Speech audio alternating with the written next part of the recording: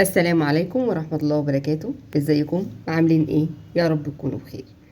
ان شاء الله النهاردة هنعمل اكلة سهلة بسيطة ان شاء الله تنول اعجاب حضراتكم. معايا هنا فرخة غسلها كويس وغسلها بدقيق ونقعها في مية وملح وخل وليمون. تمام. حلة رفعتها على النار فيها شوية من المية. خرطت عليها بصلة، معلقة من الملح، معلقة صغيرة من الفلفل الاسمر، وهسلق فيها الفرخة. تمام. بالشكل اللي حضراتكم شايفينه كده. طبعا كلنا بنعرف نسلق الفراخ يعني عادي.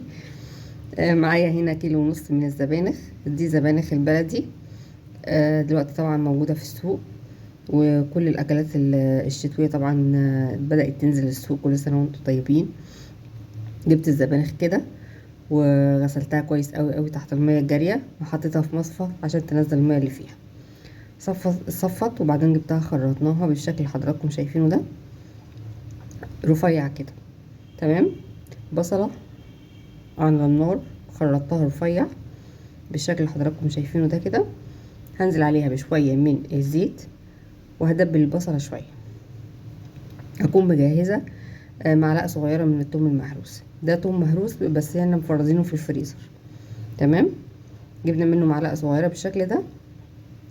هنشوحها شوية مع البصل لحد ما البصل ياخد لون ذهبي، يبقى ذهبي خفيف بالشكل اللي حضراتكم شايفينه ده. احنا مش عايزينها ايه تغمق بزيادة، تبقى لونها كويس. هكون مجهزة عصير الطماطم. هنزل بعصير الطماطم اقلبه فيه، اقلبه مع البصل شويه، وانزل بمعلقه كبيره من الملح ومكعب من المرق الدجاج. احنا عاملين مرق الدجاج ده على القناه قبل كده، انا ما بشتريهوش من بره نهائي، انا بعمله في البيت.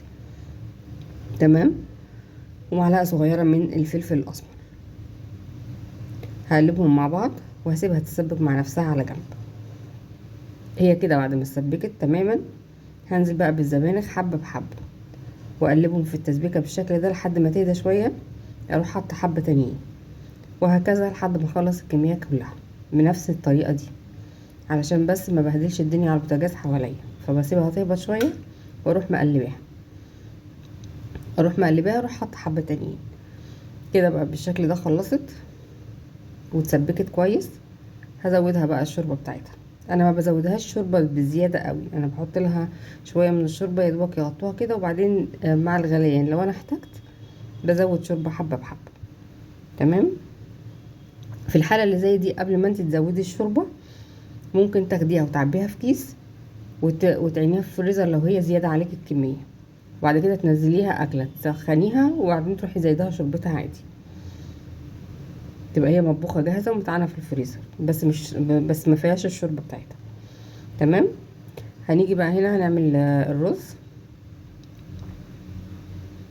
شويه من الشعريه على شويه من الزيت ورفعناهم على النار.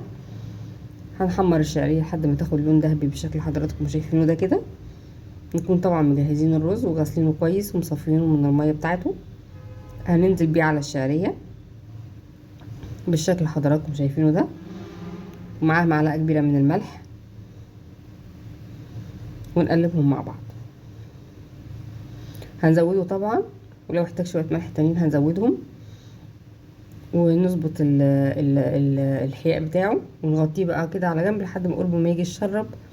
هنرفعه على الصاج علشان توزع تحته الحراره ونهدي تحتيه النار كده. هو خلاص قرب يشرب. هرفعه بقى احطه على الشيطه بالشكل ده كده وهدي تحته النار واسيبه يستوي مع بعض. واحنا كده تبقى اكلتنا جاهزه. الفراخ اتسلقت واتحمرت والسبانخ استوت والرز استوى. بألف هنا وشفا يا رب اللي اكل، وبألف هنا وشفا يا رب مقدما للي يعمل. وان شاء الله اكله بسيطه سهله سريعه تنول اعجاب حضراتكم. والسبانخ دلوقتي ماليه السوق. كل سنه وانتم طيبين. فصل الشتاء بقى والسبانخ والخبيزه والاكلات الجميله بتاع الشتاء. كل سنه وانتم طيبين وبألف هنا وشفا يا رب اللي يعملها مقدما. والى اللقاء في فيديو جديد.